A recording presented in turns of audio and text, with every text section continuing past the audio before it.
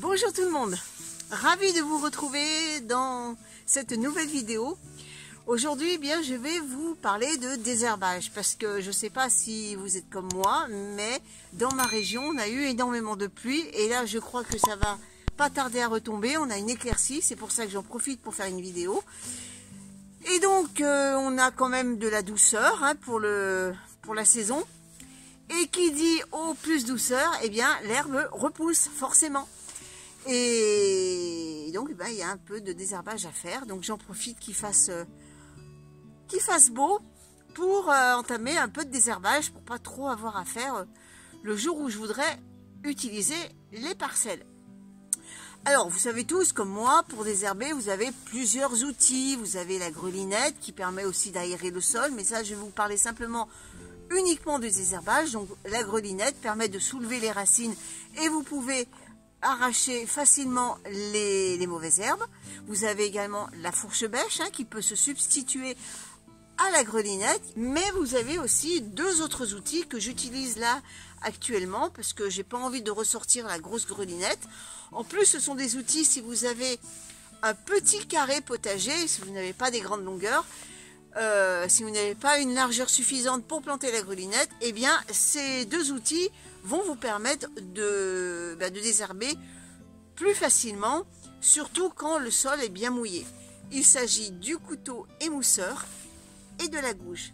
Je vais vous montrer comment je m'en sers et vous allez voir, c'est très facile d'enlever les herbes, même celles qui ont des racines pivotantes, parce que vous savez que lorsque vous désherbez ce genre d'herbe, eh bien vous finissez toujours par casser la racine et elle repart de plus belle. Allez, je vous montre tout ça.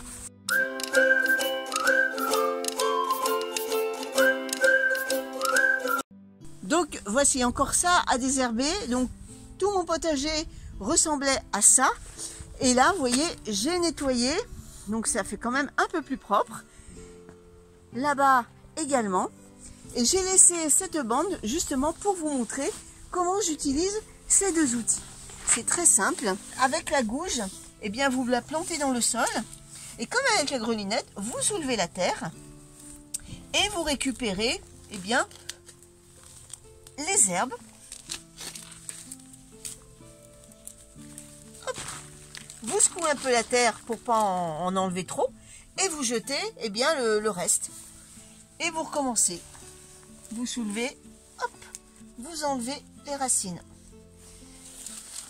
Alors c'est bien pratique ce genre d'outil pour enlever les racines aussi qui sont traçantes, comme la renoncule qui fait des stelons et qui s'éparpille comme ça, un peu comme les fraisiers. Donc vous voyez, vous plantez dans la terre, vous soulevez et vous enlevez. Regardez toutes les racines que j'enlève. Si vous l'aviez fait directement à la main, bon là le sol est bien mouillé, eh bien vous risqueriez de casser les racines et d'en laisser un peu dans la terre. Hop, je soulève. Et voilà, la grosse touffe. Vous voyez toutes les racines? Et vous faites ça comme ça, un peu de partout. Vous soulevez. En plus, le fait de soulever la terre, ça va permettre de l'aérer, de faire remonter des larves que les oiseaux vont pouvoir attraper. Et tout ça, vous voyez, sans effort. Je ne force absolument pas. Je ne force absolument pas. Vous voyez.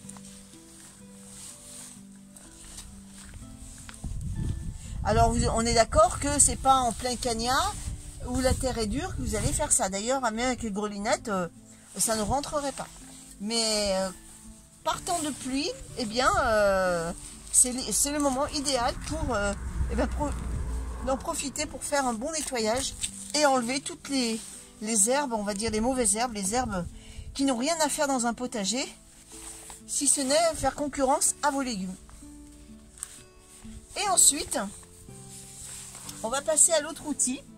Eh bien, cet outil, c'est plus pour les plantes qui ont un système racinaire en superficie, qui ne s'étalent pas trop, qui ne vont pas trop en profondeur. Vous griffez simplement la surface comme ça. et vous les déracinez. Et ça permet également d'aérer le sol.